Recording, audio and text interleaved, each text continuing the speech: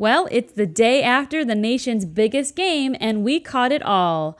All the commercials, that is. So stick around as we talk about the Super Bowl 2020 commercial discussion. Welcome to Straight Shot. Marketing is everywhere.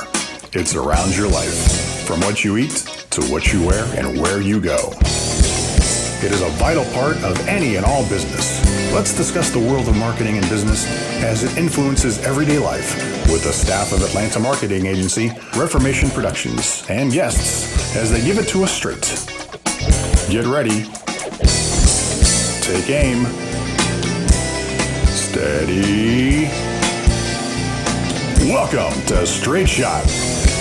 Welcome, straight shooters. Today is the day after the 2020 Super Bowl, and we are here today to discuss all of the good, the bad, and the what were they thinking commercials from Super Bowl LIV. Yes, that's 54. Roman numerals for 54. We had to look it up. So, otherwise I just thought it was like Super Bowl Live. You know, what do I know? Okay, but we have all of the commercials. We are not going to talk about all of the commercials today. No. Some of them aren't worth talking about. I've taken them and kind of broken them down into categories. So we'll talk about them from a category perspective. And I'm only including the ones that really kind of jumped out at us. First off, we never count the filler spots. That's the ones that are for... Oh, you can tell which ones are filler spots. The ones that are for the television stations, the network that they didn't sell, therefore they have filler spots in there. And some of them were just not special or not good. Zaxby's. So we won't be talking about those either. But we will go through kind of lumped in these categories and talk about our favorite ones from those categories. Now, the thing that you need to remember is that these spots cost $5.6 million each. That's a lot of scratch. And that's ad time. That's not production costs. That doesn't include the production costs, which might be all of the crew that shot it, the director that shot it, the set design, the costuming. Oh, let's don't forget the celebrity endorsement fees. Yeah, very expensive, which is why we all get together at Super Bowl and watch this. It's kind of, it's the two best football teams in the country, but it's also all the biggest brands in the country coming together and to duke it out and to see who has the best spots. So let's jump right into it. The first category that I want to talk about is actually what I think is the best category this year. And I'm going to start off with one that was leaked a little early. Weren't they all leaked early? A lot of them were now. It's the special that used to be Super Bowl the unveiling. And the mystery is not the same as it was. I think the majority of them came out on the 30th. I tell you, Black Friday is the same way. Black Friday doesn't have near the meaning that it used to because, people are eager to jump right in there and it kind of ruins the mystique of the whole thing. All right, so the first one that I want to go over was one that was actually a scheme of sorts. Planters Peanuts claimed that they had a Super Bowl ad before the Super Bowl so that they could then unveil their Super Bowl ad. Yes, Kinda they tricky. set it up. They set up their Super Bowl ad by having a pre-ad. They had, and they claimed, if you look on YouTube, it claims it is the Super Bowl ad, but it did not run during the Super Bowl.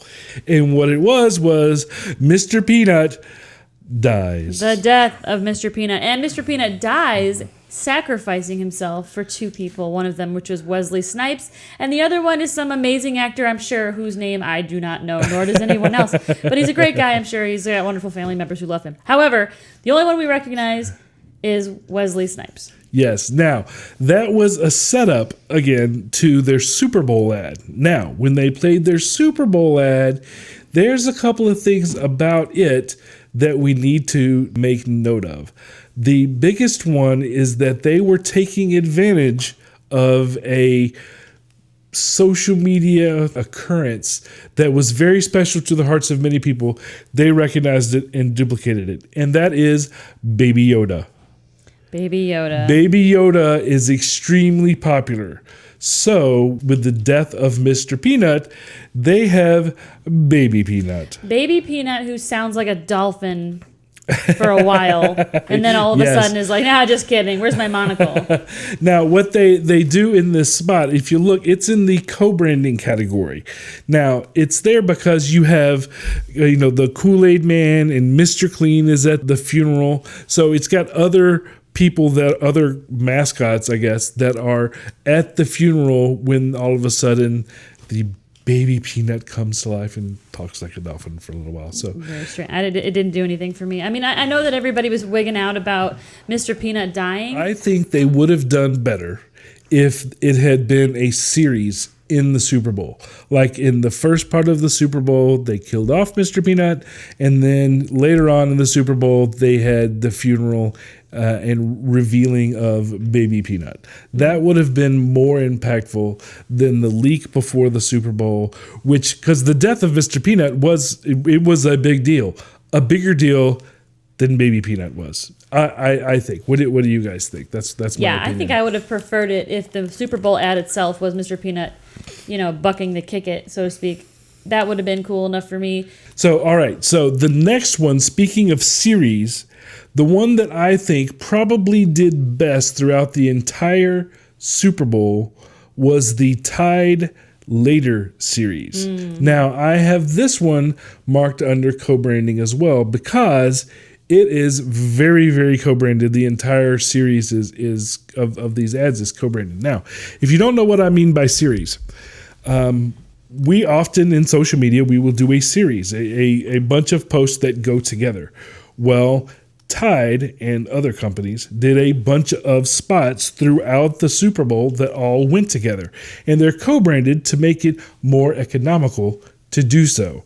So this is a Tide commercial, but it also has Bud Light in it. Mm-hmm. It has the series also has Wonder Woman. Mm-hmm. It has all these different people that are helping to pay for the Masked Singer. The ad, yes, the Masked Singer was in it. I think it also made for a very interesting little mini drama that we got to have throughout the whole process because unlike a lot of other TV experiences, people are nestled in for the entire breadth of all of the commercials from the very beginning to the very, very end until like something else comes on after the Super Bowl. Then people are like, okay, we're done watching.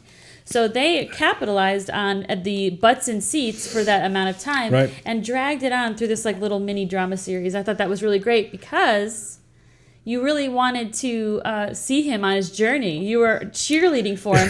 And he would cameo in the weirdest places. So sometimes you could tell it was a Tide ad, but then all of a sudden it's an ad for something else. And there's Charlie stuck in the corner with his laundry. Poor guy. Well, when the Wonder Woman trailer came on, you just thought it's just a Wonder Woman trailer. Then all of a sudden, poof, there's Charlie. Yeah, same thing with the Masked Singer. All of a sudden, he's just like serious. Like he was trapped in all of these commercials, wandering around just trying to do his laundry. And then in the end, there was a wonderful resolution at waited till the last quarter, and they were like, oh, I did it. It's finally later. And of course, they're old people. So it had a beginning, it had a journey, and it was very, very well done. It had a cliffhanger because I forgot what the woman's name is, but she ends up putting her hand back on him and getting him all re-stained all over again. And I think he pretty much just promptly keeled over and died at that moment. Yeah.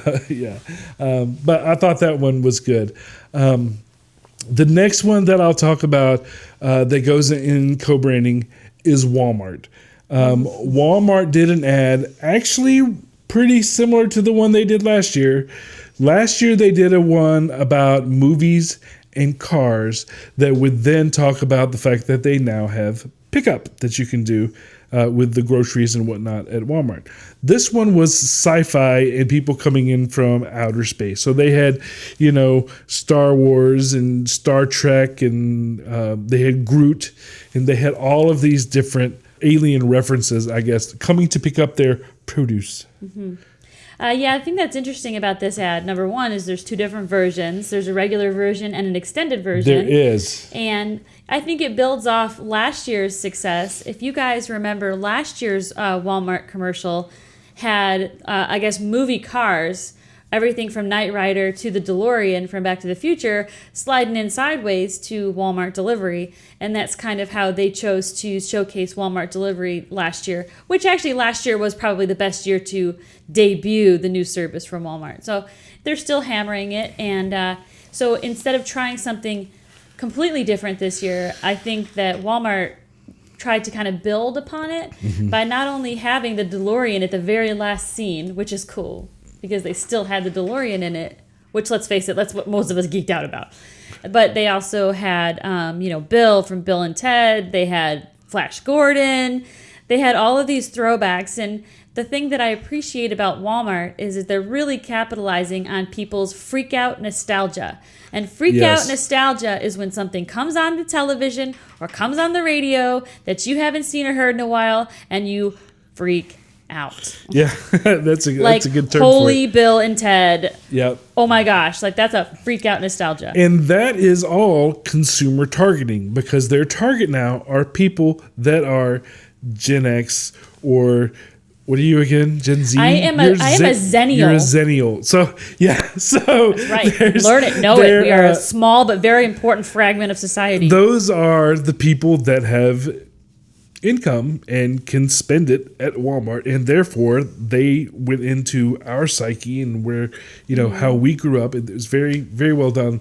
I thought just the same. But you brought up another good point, which is the fact that again we see the extended versions of commercials that are available online versus the shorter versions that are available on the actual during the show. Now there's several reasons for that. One, it became very popular a couple of years ago to do that. And they would actually do a regular spot, and then they would have to be continued, and you were supposed to go online to see it. They're basically driving traffic online.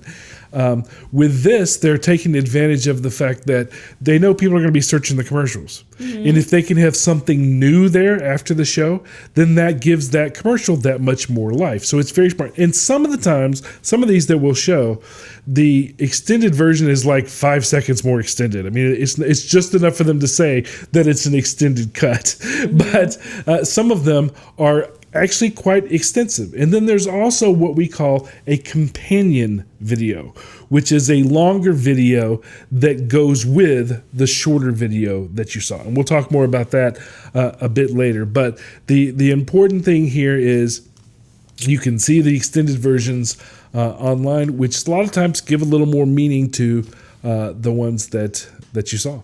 Now, the other thing is for the business, this is actually more cost effective, because you think you have all of these people that you're gathering together to make this big commercial, but it's really expensive to run. So you want to have only, 30 second, 60 second spot, but you got all those people there.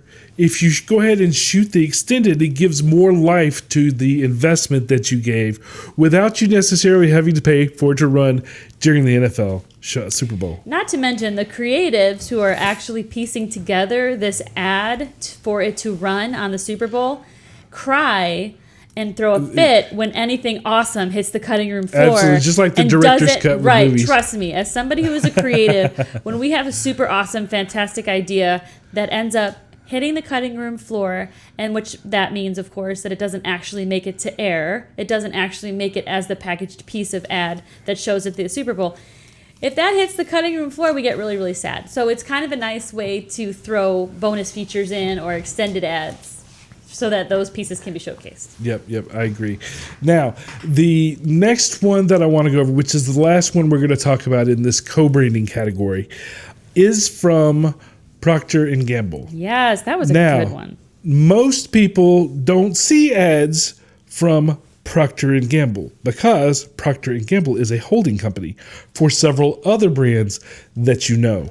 And so what they did in this spot is they made it feature all of them. Therefore, this $5.6 million was spread out over lots of budgets. A little bit here, a little bit there, some Mr. Clean, some Febreze. Yeah. We did. We had Bounty, we had Old Spice, we had Olive Olay. There's lots of people that they put in the spot. And of course, there was the celebrity piece with Sofia Vergara. Yes, with her, which I thought she did a really, really great job. Oh, she's fantastic. She's so great because she's so corny and cheesy and beautifully sort of naive that it made the whole mess all around her just make sense. Now, the thing that you'll notice about this ad, which you could notice about a few of the other ones as well, generally speaking, most commercials are 30 seconds long.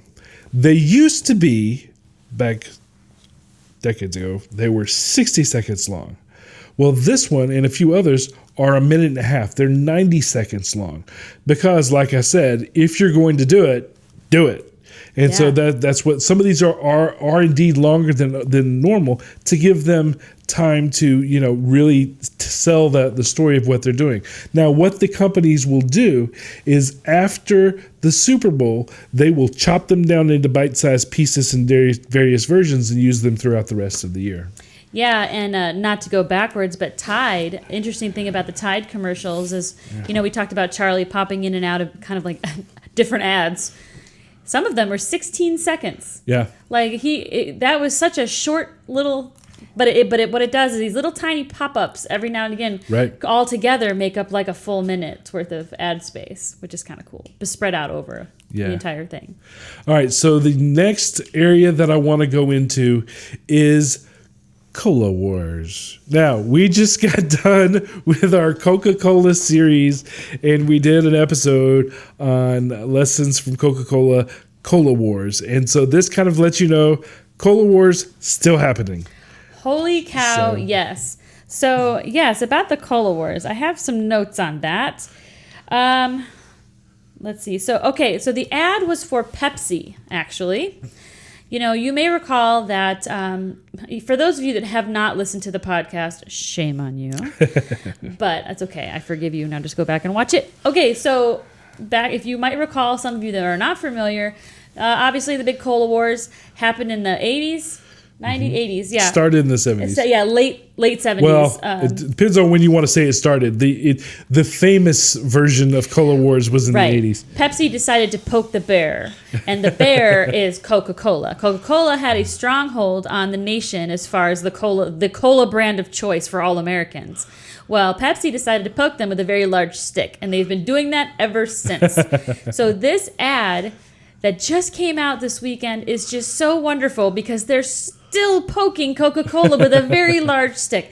And this time, many of you are familiar with Coke Zero, a brand of Coca-Cola that came out recently that's zero Coke. It's 100% Coke. Zero sugar, 0 calories, but it's not Diet Coke. I don't really know. But the difference is that it tastes a lot better. Coca-Cola tastes like Diet Coke tastes like battery acid. I believe they've probably changed the sweetener type again. I don't care. It's delish. Anyways, so not to be outdone, Pepsi decided to come out with a Pepsi Zero. So the ad that they came up with this weekend that they decided to spend their money on was to promote Pepsi Zero. And they did that with a new artist and a good oldie. Right. The new artist. Again, looking at the people, they're looking at people that are our age and people that are younger. They want both. Now the new generation that was represented was an artist called Her. She's pretty rockin'. She's an African American woman. She plays the guitar. She plays the piano. She's got like kind of an edgy sound. And then the oldie. This is going to make all of us want to roll our eyes because, yes, we're all officially old. Because the oldie was Missy Elliott. Right. Who is super rad, by the way. Both of the ladies rocked it in the commercial. Now, the thing that's really cool about this is every little detail down to the soundtrack on the commercial and the color schemes was a poke at Coca-Cola Zero. Yeah, the song that they used, the lyrics, and they didn't do the entire song, but the first line is, "I have a red door and I want it painted black." which guess who Red is? Yeah, so and they actually show that with CGI. Yeah, the black, can. Yeah, and the up thing the is, like color the initial coloring of the commercial is with her. That's her name. That's okay. The band's name. Yeah, it's very strange. H.E.R. Okay, whatever. But she's really, really cool, so I'm gonna let it slide.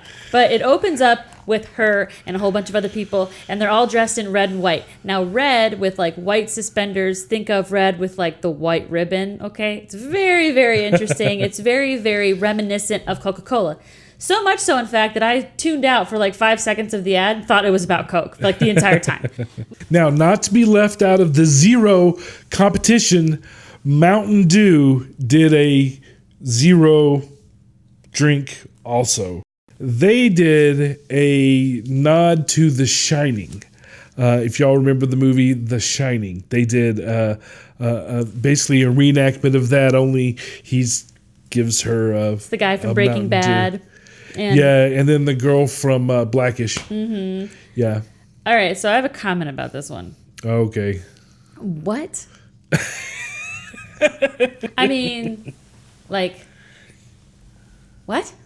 Okay, I liked The Shining. Okay, Stanley Kubrick, awesome, very cool. The imagery, the sounds, The Shining, really, really cool. It's such a strong movie with such strong imagery, right? It sticks with a person. Okay, and then you've got Mountain Dew, and I mean, it's funny, but for me, honestly, the best part of that ad was at the very end with the Mountain Dew splashing through the hallway instead of the blood. Now that was really cool because that in and of itself is a super striking image. Well, let me tell you how this likely happened. If you remember several months ago, there was a resurgence in The Shining because the new movie Dr. Sleep was coming out. Saw it. So when there was, because I don't know if you know this movie buff moment here, but there was The Shining. Stephen King didn't like it. He remade it again. And then they made Dr. Sleep, which is the sequel to The Shining. That was announced. Somebody in the agent somewhere went, you know what would be cool? And assuming that Dr. Sleep was going to be a really big hit, they decided to move forward with making this commercial to tie in with that. The only issue that you had, Dr. Sleep wasn't a really big hit. And I don't really know why, because I thought it was a really good movie. But it was not quite the sensation. Maybe it's the competition that was in the and it theaters really at the wasn't time. about Dr. Sleep, because if y'all know anything about anything, Dr. Sleep is very different than The Shining. I mean, as far as it really is. Yeah. So, I mean, if they wanted to do an homage to Dr. Sleep, they could have. I didn't understand what Mountain Dew had to do with that. I understand what you're saying, and that makes sense, to capitalize on the popularity of this resurgency of Stephen Kingdom. But that's cool. Anyway, but I just felt like I don't know, the cheekiness of it, the fact that it was kind of ridiculous, and I wasn't feeling it. It fell flat for me. So the next one in the Cola Wars category was for Coca-Cola, and it was for Coca-Cola Energy. Now, this was an ad with Martin Scorsese and Jonah Hill. Do you remember it now? Oh, yeah. Now, the biggest thing, one of the big things that I want to call out is we had 3 different drinks. None of them were the main brand drinks. They were all either the zero versions, or now Coca-Cola's introducing Coca-Cola Energy, which don't they already own Monster? Well, anyway. We had the same thing for Bud Light Seltzer later too. Yeah, that's true. But yeah, there was an ad that they did for Coca-Cola Energy, which is, I guess, half Coke, half energy drink. Doesn't Coke already have caffeine in it? And it had... What are they trying to do to us? It had Jonah Hill, who was tired, and Martin Scorsese calls him from a party. Are they friends? Did I know? I didn't know this. This goes in the confusing category for me. It's actually a good tie-in to that category, which we're going to next, because while I understood what was going on, I was like, what? Let's use that to go into the confusing category. What? All right. And with that, the first one that I want to talk about was actually the very first ad in the Super Bowl, and that was for Quibi. Now, Quibi for most people, Yeah. they had no idea what it was for. Nope. Still don't. Because Quibi doesn't exist yet. So they were introducing a new entertainment app that is coming out in April. What? Okay, yeah. So it's kind of like TikTok, kind of like IGTV, 10-minute long episodes of something you can't see anything yet. So we really have no idea what it is. But it was. Is it a way to introduce the name? I mean, I don't. Like what? It was strange when it first came out. I thought it was going to be like the Prius ad that they had the year before, where the people were robbing the bank and they get into the Prius. But yeah, no. Quibi. I think first I have a couple comments. The first one, based on what you said, Zachary, that just sounds like really poor timing. Now, I understand wanting to capitalize on the Super Bowl. If you've got that kind of budget, throw an ad on the Super Bowl, right? But then have your product ready. I mean, you can't sell it to something that doesn't exist yet because they're not going to. Everybody's going to look at what is that? Oh, there's nothing I can do about it. We don't know what their strategy is. They might have a drip campaign, meaning they might sprinkle in a lot of advertising in our face over the next few months, so that they better, or we're going to forget about it. Or maybe this is just a way to get investors. Maybe. Oh gosh, that's possible too. That's a hell of a Kickstarter right there. That's a hell of an expensive Kickstarter. Moving on. All right. So the next one that is on my confusing list, people may disagree with me for. But while it was sentimental, the Google ad you have no was heart. confusing because what was it for? Mm-hmm. Now, it was Google, obviously. It's like Siri. But for what? Was it for their smart speaker device? Was it for whatever they're going to use to replace, Google Plus? I didn't. It was sentimental.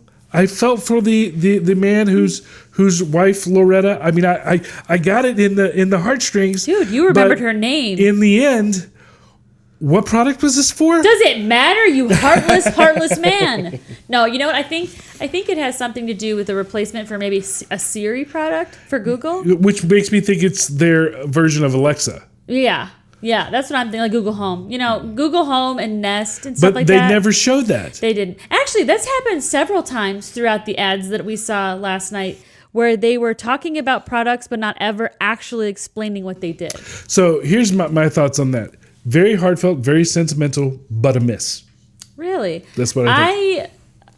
If I can't go buy it afterwards, it affects the brand, yes, but I have no idea what the product was. All right, so here's the next one.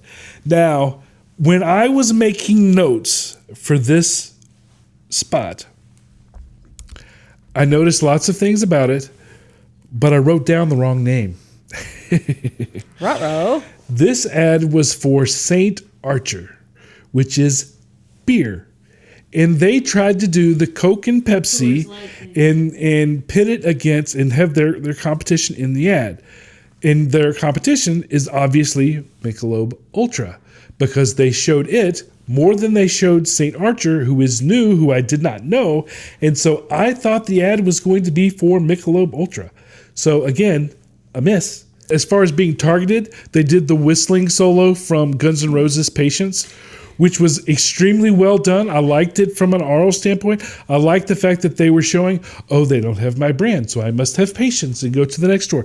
Very well done. But you showed your competition so much, I didn't know who you were. Yikes. Okay, I have two comments on that. The first one is, how long is that song, though? Because, the sunset during that, it was that's a very long version. He had to be patient. I mean, yeah. Now, did he sing it really slowly? Just over and over again? If you didn't know what the song was, you missed a lot of the content because there was no words at all. Yeah, I actually, I recognized the song as being something I've heard before and I enjoyed, but I didn't know it was Patience by Guns N' Roses. Yep. I'm sorry. Just didn't know that. Sorry for all my 90s friends. It was from the GNR Lies record. All right, so the next one that I'm going to lump into the confusing category is from Squarespace. Now, Squarespace did an ad with the Winona Ryder in Winona, Minnesota, which, very clever. I get it. Just not very well done. And this is another one that has a companion piece. Online, there's a companion spot that's like 3 minutes long that better explains what Winona is doing. If you have to better explain it, then it wasn't explained well to begin with. Because this seems like the companion piece was from before. If for some reason you were familiar with the before, then I guess the Super Bowl would have been somewhat of a payoff. But for me, I got it. Winona Ryder, Winona, the city, I get it. It's very smart. I don't think it was smart at all. I think it was ridiculous. I'm like, I thought it was clever. I thought that part was clever. I think that Winona Ryder did a beautiful job. She was hysterical and sweet and adorable and everything. I mean, she delivered lines. She delivered lines well. Bless her heart. The fact that she's just like sitting in a snowbank and she's like, I'm designing a website right next to a roadside. What? I'm like, what the? I don't want to like, disenchant our audience, but that's not where we build websites. Like, we don't go to snowbanks and build websites and do snow angels. And it was adorable, but then I'm like, I didn't understand why. But why are you out there? But I don't. Well, if you watch the companion piece, the companion piece has her in a diner in Winona where she is talking with the waitress about what she is doing. And it explains it. She's trying to find herself. That would have been very useful in the ad. Would have been very useful in the ad. Okay, first of all, super fail. Because I didn't like the ad enough to go to YouTube to try to watch it again and then stumble upon this companion piece. I didn't like it that much. Yeah. And second of all, if I would have heard just that one line where the officer says, "What are you doing out here, Winona?" And she's like, "Just trying to find myself." Blammo. Roll credits, call it a day, brilliance. All right, so the next one that's on my confusing list is the Snickers commercial. Now, what Snickers did, for those of you that may have missed it, they have the "you're not yourself unless you're when you're hungry," right? So eat a Snickers and you become yourself. All right, so the whole, this kind of falls in line with that, where you're not yourself in when you're hungry, so you have a worse version of you. You eat a Snickers, and all of a sudden you become yourself. And they do it where you have a celebrity that's playing a bad guy or a nuisance or whatever, and then he goes into a normal looking person. So it falls in that same line. But the idea is that the world is extremely messed up, and they're going to fix it by feeding the world Snickers.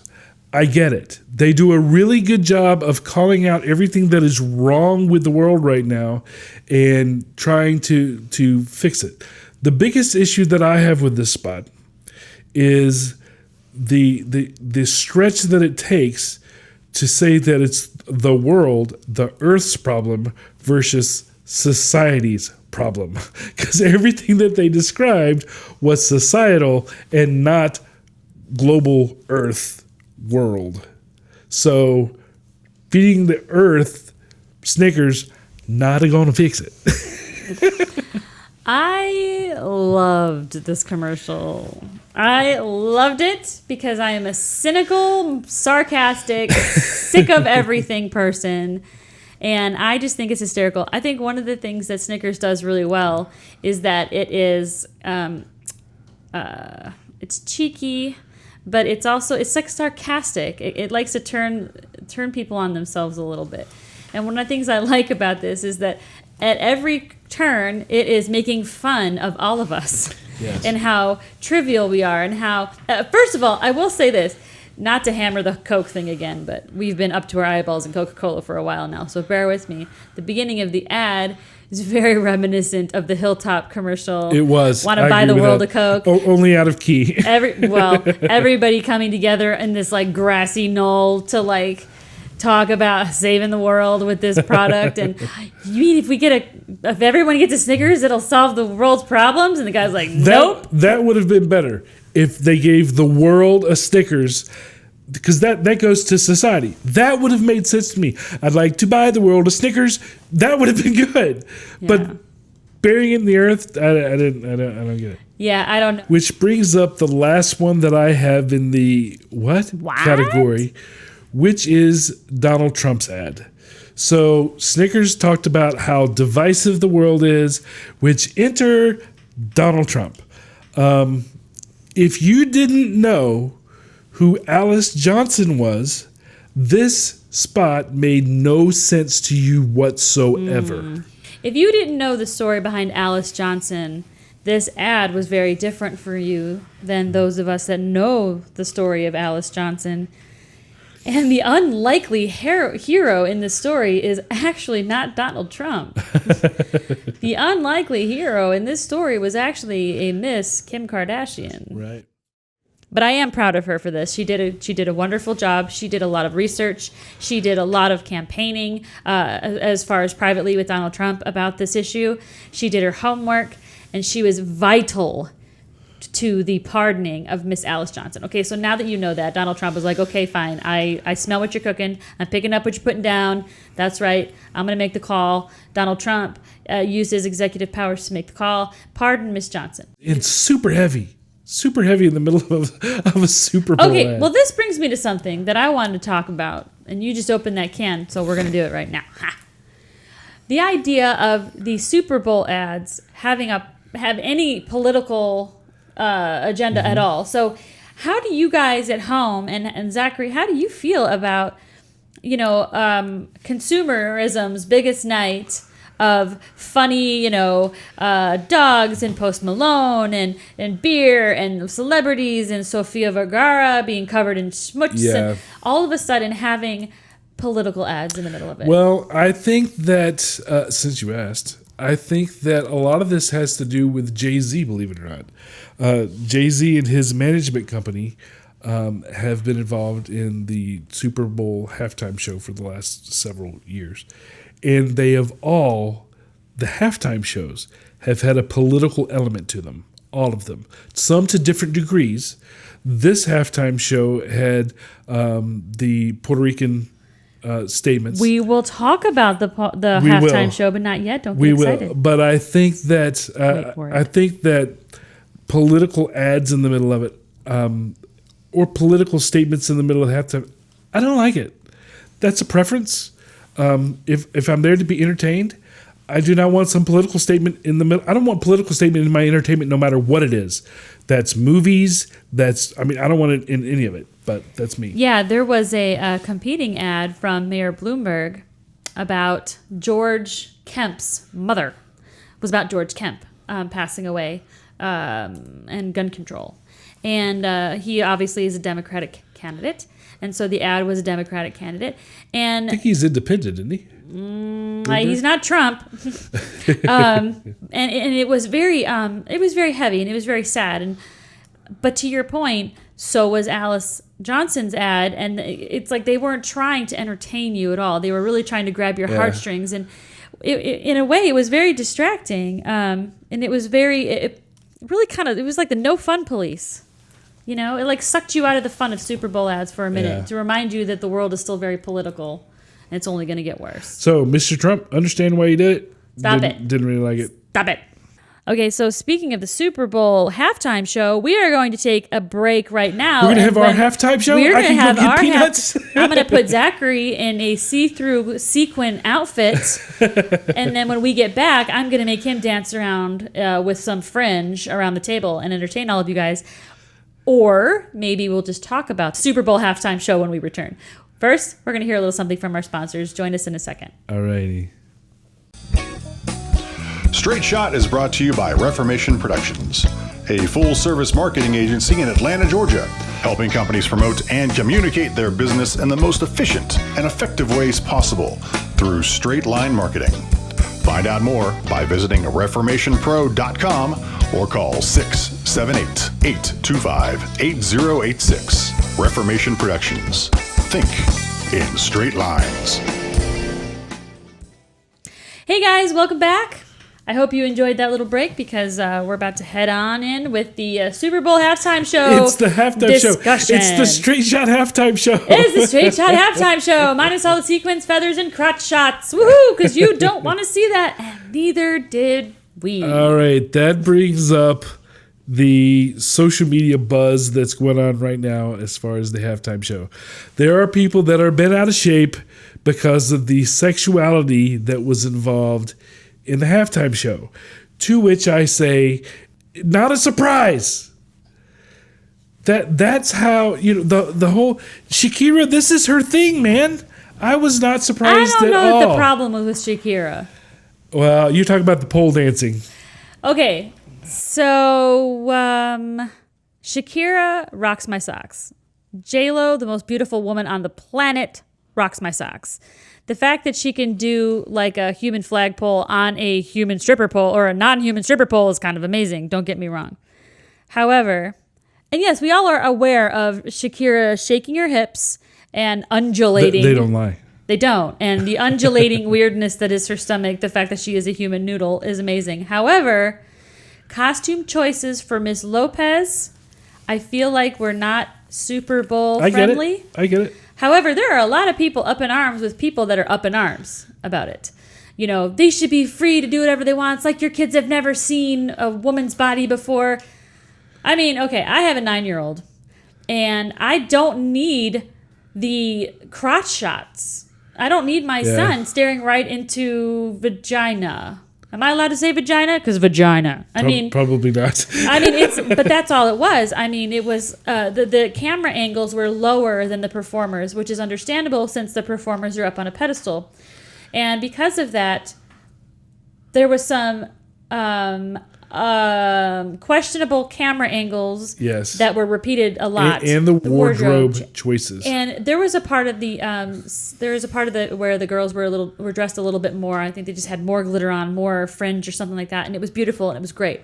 I just didn't need it. I didn't need Jennifer Lopez to be naked so much because she is beautiful. She is 50 years old. She rocks my socks off. I want to be her when I grow up. It's never going to happen, but she is amazing and she has a great body. We all know that.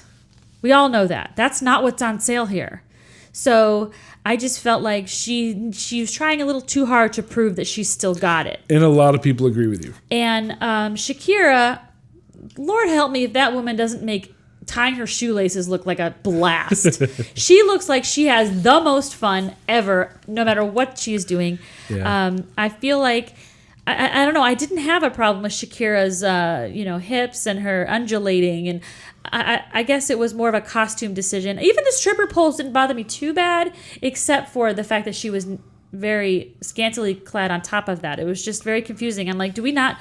And my thought was, Janet Jackson is sitting at home right now. She is pissed, because she got called out of the Super Bowl for a wardrobe malfunction. That was a bit more, but now that just a tidbit. now that we're done talking about the sexuality of the oh yeah, and then there was also her daughter was in it. J-Lo's daughter was in it. So let's move on to the political parts that we mentioned before. I'd rather talk about sex. Thank you. She did have a nod to Hispanic culture in America. So Latina a couple of culture. things that a lot of people probably missed. One was the Puerto Rican flag because she is from Puerto Rican parents. And the other is the little girl that was singing. That was her daughter. Yes, that was Emma. And what she was singing. Emma Munoz. What she was singing is Born in the USA. Puerto Rican descent, born in the USA, that's the point. The thing that I liked about it as far as political stuff goes is it wasn't heavy-handed. She made her statement, I got it, but it wasn't heavy-handed. So don't forget about Puerto Rico itself because they're still going through a really, really hard time. Yeah. We tend to forget that Puerto Rico is part of the United States. Remembering the diversity of America, I thought that was well done. And I think Jennifer Lopez in every performance that she does a nod to her Puerto Rican ancestry.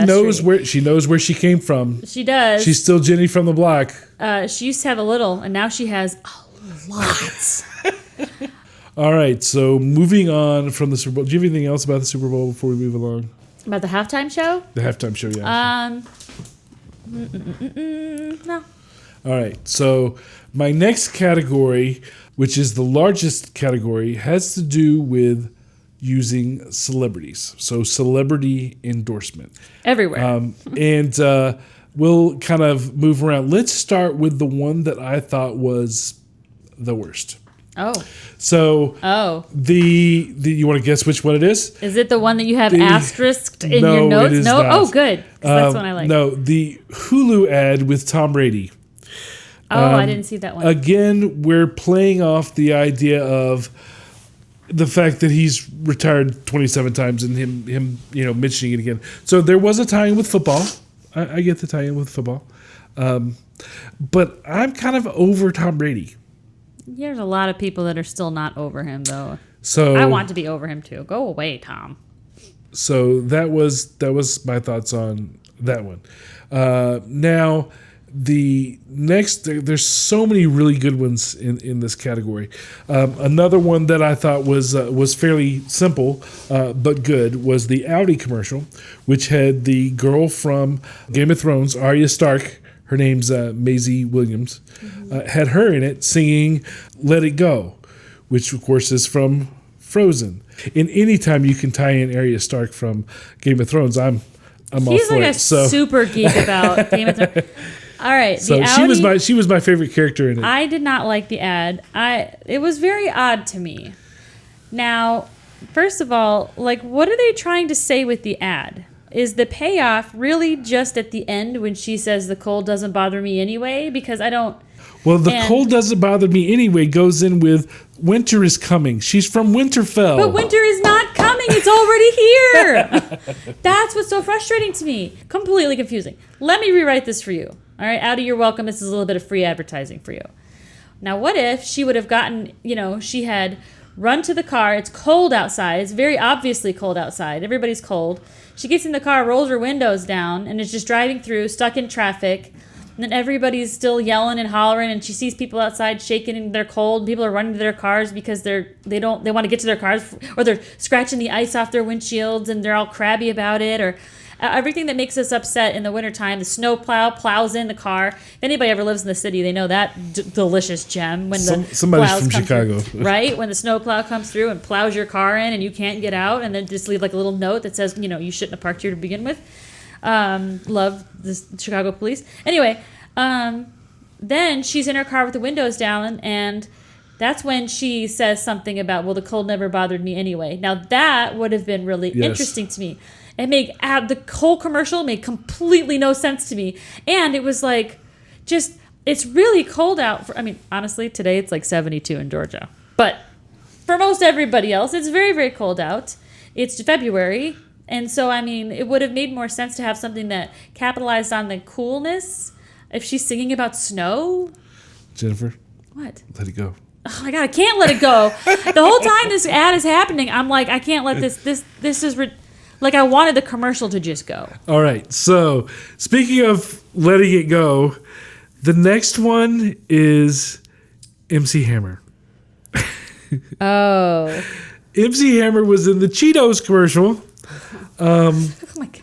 That's nightmare fuel is what that is. One thing is MC Hammer let it go. The other that man has some bills to pay. The good thing is Cheetos took a negative and spun it and made a commercial out of it. How many times have you seen a kid with Cheetos on their hand and kids, not us or anything. So can't touch this. I get it. That's smart.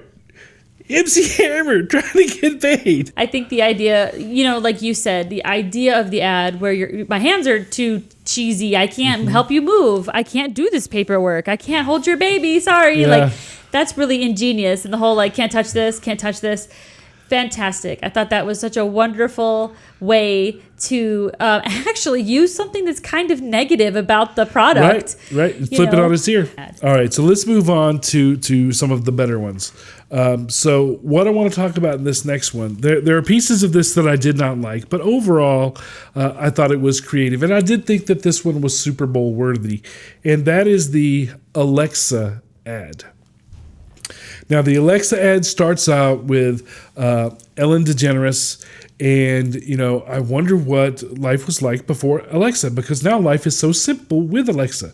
So then it goes through the rest of the commercial with different time periods in different variations of the name Alexa, calling out different things that Alexa does in very creative, time-sensitive ways. So I thought it was a very creative way to bring that story.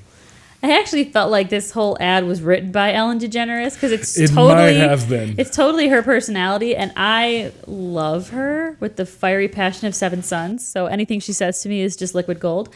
But sorry, that was really obsessive. It's true. I do love you. She had done a couple other Alexa commercials prior to the Super Bowl that were not nearly as fleshed out as this one that they debuted was, but where, Portia spills some wine and something, and she's like, oh, shoot. And she's like, it's okay, I'll order us a new bottle. Alexa, order us a new bottle. And then all of a sudden, Ellen says, well, what did we do before Alexa? And then that's the end of the ad. My brain kind of was like, oh, yeah, that's a new one, but we've seen these already. And then there's it goes into Alexa, turn down the heat. And then it's 18th century. This woman takes a piece of the fire out of the fireplace and throws it out the window. And it's hysterical. 3 more in this category. So the next one, I think, did a good job of tying in again with something in our culture from the last year. And that was the Doritos commercial, which had Sam Elliott in it, and it had Little Nas X. And if you don't know his name, you know the song. Old Town Road. I thought it was well done as far as the use of Sam Elliott. Now, a lot of people had no idea. The younger people had no idea who Sam Elliott was. So again, it was trying to pair up older generation. We would know Sam Elliott. Younger generation would know Little Nas X, Little something. And using a song that everybody knows from the past year. And I like the humor with Sam Elliott trying to dance and then the horse saying no. And well done. Oh, gosh, Zachary. No. Just so no. First of all, I saw a meme going around Facebook about this ad when someone was talking about Sam somebody's mustache, and the meme was screen captured and pushed around as talking about it, and they had Sam Elliott's name wrong.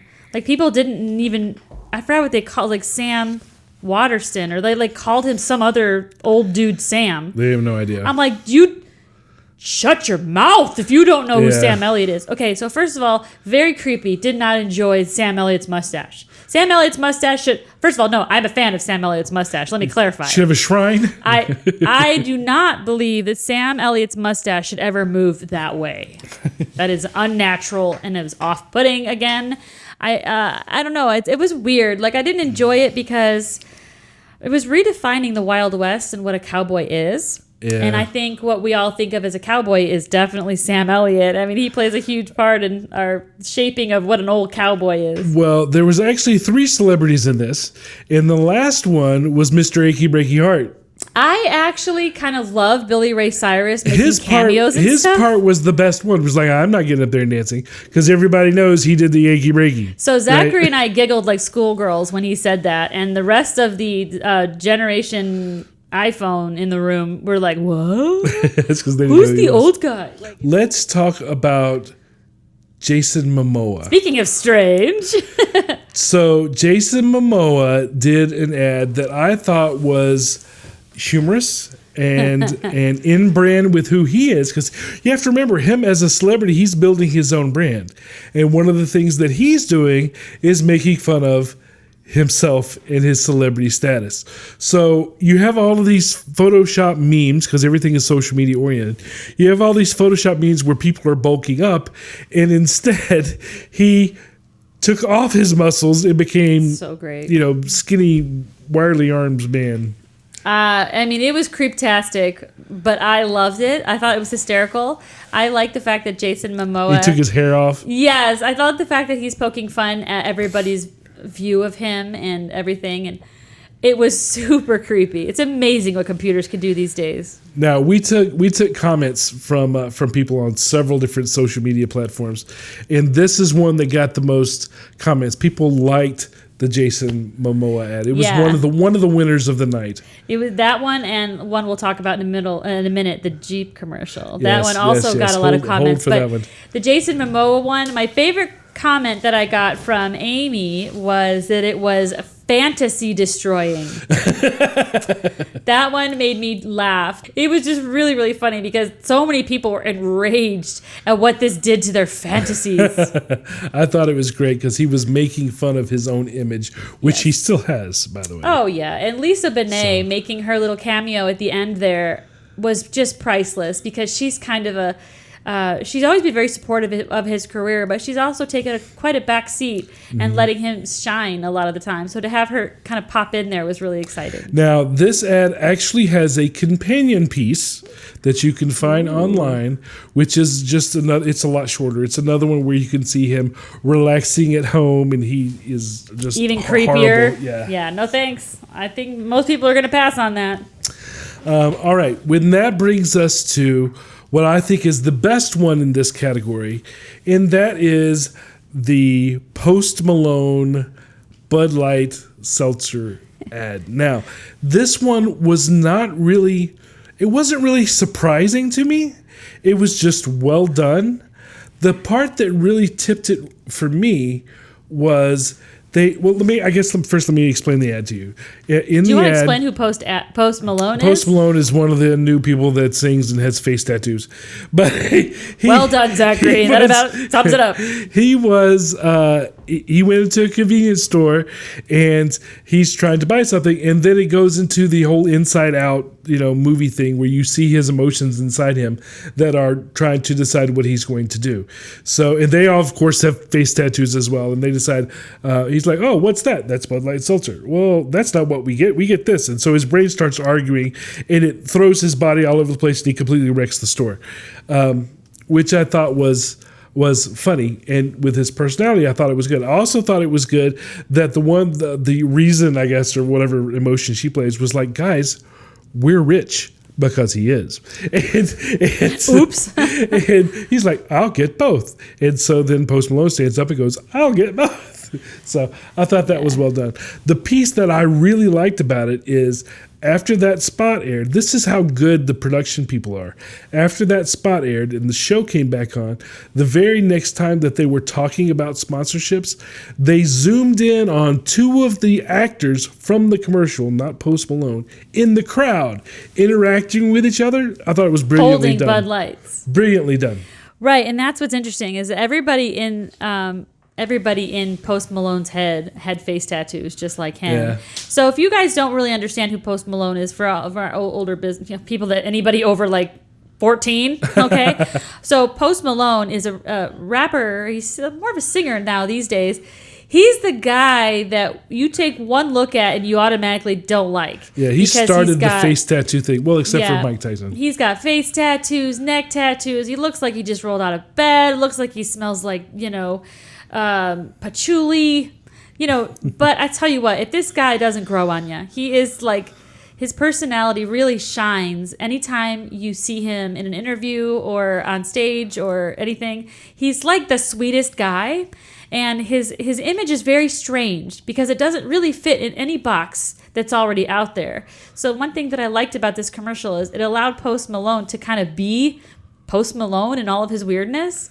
And in fact, it gave us a sneak peek into the decision-making process inside this particular star's head, and the fact that they paid so much attention to detail that all of the people that make Post Malone tick have his face tattoos. Yeah. And then when Zachary was talking about them zooming in on two stars, they still had all the face tattoos still on them, which was just really you could hilarious. Recognize them. Yeah. And they were still sponsored the super funny Budweiser. Super funny. All right, so now we're going to go to the last category, which I simply call good. Bueno. These are good spots, but they don't necessarily fit in any of the other categories.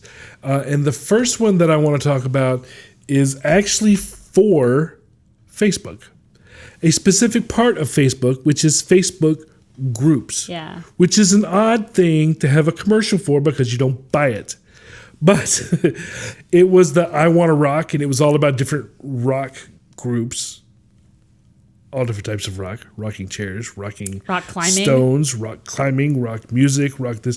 So rocking chairs. It was very smartly done as far as how it brought all of that together. So from a creative standpoint, I thought it was a very well done spot, very good use of Dee Snider's song there. So yeah, I thought it was well done. And it doesn't. I mean, it wasn't overly special. We've seen a Facebook group ad before that was different than this one, but I thought it was good. So I wanted to mention it. One thing that's interesting about this one is that this just really drives home the idea of positivity and inclusion and participation and community that we see threaded through all of the ads this season. Yeah. This sense of, no special attention to race, no special attention to religion, unfortunately a slight participation in politics, but otherwise everything that threads us all together and makes us united. And this Facebook group commercial really did just that. As if you were in Facebook and you went into the search bar and you typed in the word rock and searched for groups, and that's all you typed in was rock, you would get all these random groups that either had the word rock in it or describe themselves as being about rocks or whatever. And that's what they showed. Groups of these people together. It was really great. The thing that really punched it was at the very end, you got what was the first of two surprise cameos. The first one is Chris Rock on the steps of Philadelphia Museum of Art. I can't remember what it is. From the Rocky movie. He's like, who did you expect? Yeah, he's jumping around. You think it's going to be Rocky Balboa. And he turns around and it's Chris Rock. And he's like, who did you expect? And you're like, oh, that's funny. And then just as soon as you start to think that, then Sylvester Stallone pops around the corner. He's like, they're expecting me. Yeah. And you're like, yeah. I found myself, along with everybody else in the room, cheering, like audibly yelping, like, woohoo! Because that is who we wanted to see. Yep. That was very well done. The next one that I want to talk about was one that was different, but very, very relatable in nowadays. And that was for a company called Dashlane. Dashlane.com. Now, I had never heard of Dashlane before, but I understood exactly what they were by the commercial, and I commiserated. So this is, you have, it's very cross-cultural, actually. You have somebody that's in a boat, crossing the river Styx with, the Grim Reaper, again, cross-cultural in the background, and then the heavens open up. Oh, that's where we're going? And then he has to give his password. And like so many of us, he doesn't know his password. And so this is for a, password service that remembers all of your multiple passwords for you. But I thought it was creative and well done. And, basically when you're done and you can't remember and, you've run out of attempts, you're going to hell. Or at least you'll feel like you're in hell. I thought this was a cool idea, but it never actually says what dashlane.com is. No, but it does give the URL where you have an idea. Well, that's the thing. And then you can go there and see what it is. It never actually says what the product is or does. Is it an app? Is it a website? Is it something you're going to have to download to a smartphone? Is it a product you can purchase and carry around with you? Right. Like, what is it exactly? So I found that was kind of frustrating in a way, but possibly that is what was so intriguing about the commercial, was that it makes you go to figure out what it is. I would like to know how many people were prompted to go look them up immediately. I mean, yeah, you could probably gather it has something to do with password storage, of course. Yep. And I totally agree with you. The imagery of it was super cool. Yep. Super cool. All right, so the winner of the night for me is the next one, which was unexpected for me. And that had to do with yesterday, because it was yesterday for us when we were recording this. Yesterday was Super Bowl day, yes, but it was also Groundhog Day. And Jeep had a commercial about Groundhog Day. Not just the day, but the movie. And I thought that was great. I think, first of all, there was 2 celebrities. Well, 3 celebrities. Well, 4 celebrities in that commercial. The Groundhog, Ned Ryerson, Bill Murray, and Groundhog Day was the star. And the thing that I found was so interesting about that was it was really cool for Jeep to remember a holiday that nobody else would. Yep. None of us woke up Sunday morning and was like, woo, it's Groundhog Day. We were all like, Super Bowl, gotta go get groceries or whatever, gotta go to the parties, gotta go do the thing. Nobody was thinking about the groundhog. And one of the things, every once in a while you're like, oh yeah, did they see the... Did the groundhog see that? What?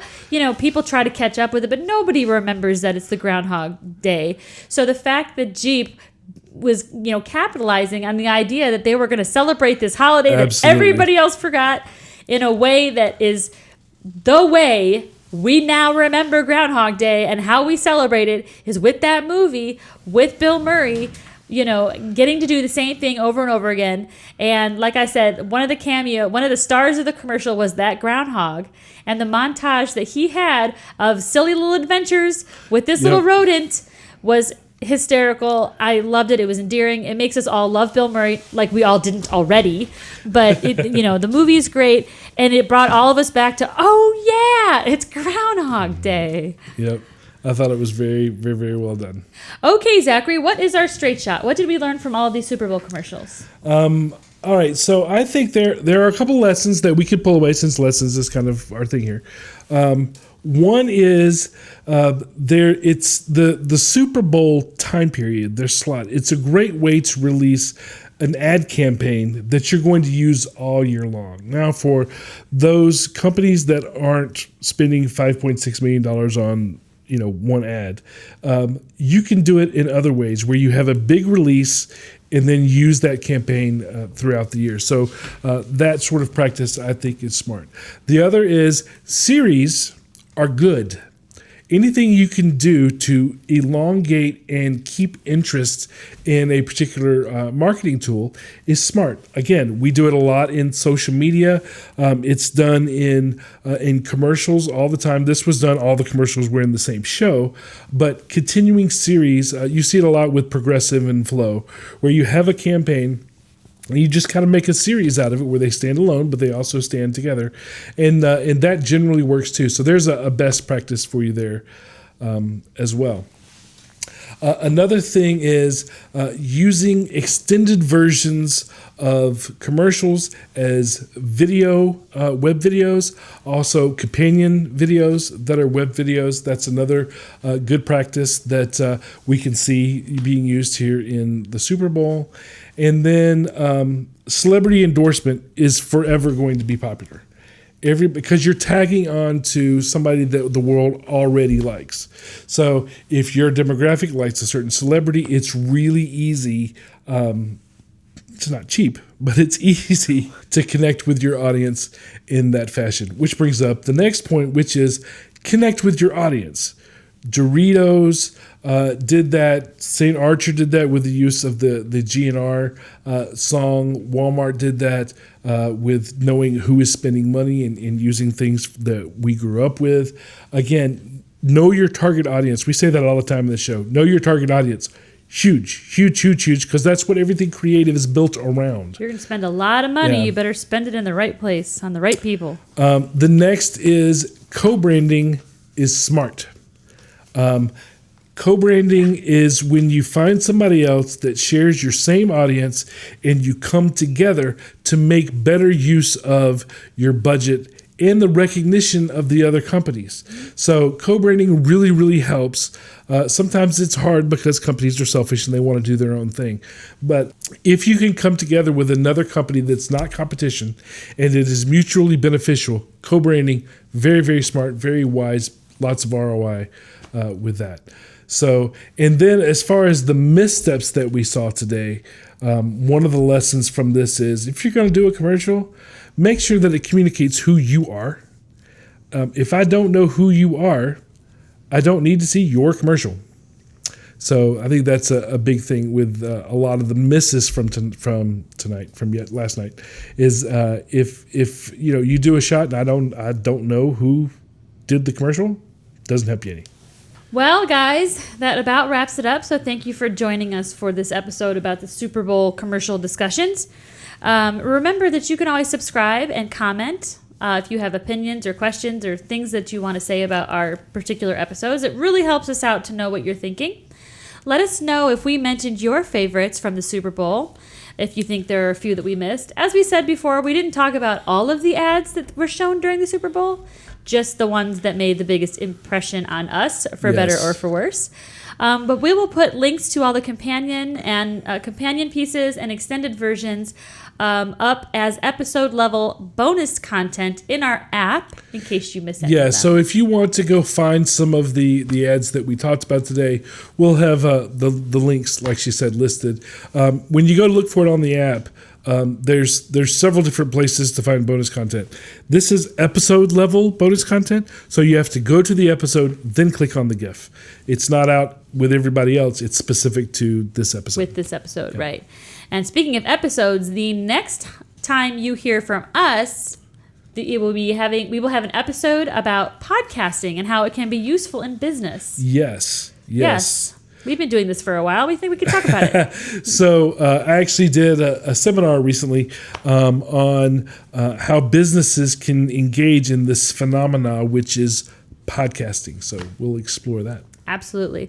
Anyway, thanks again for playing along with us today. We hope you enjoyed the commercials. We hoped you enjoyed us talking about all the commercials and that you'll stick around and listen to us talk about more amazing stuff on Straight Shot Marketing Podcast.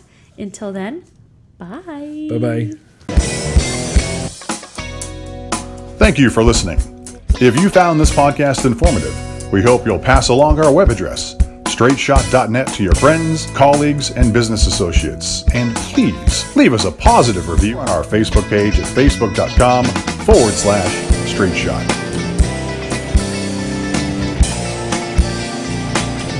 If you would like to have your question featured on the show or would like to be a guest, call 678-825-8086.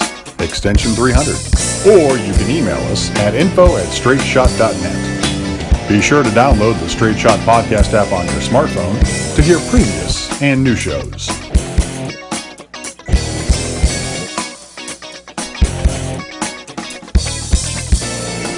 This has been Straight Shot.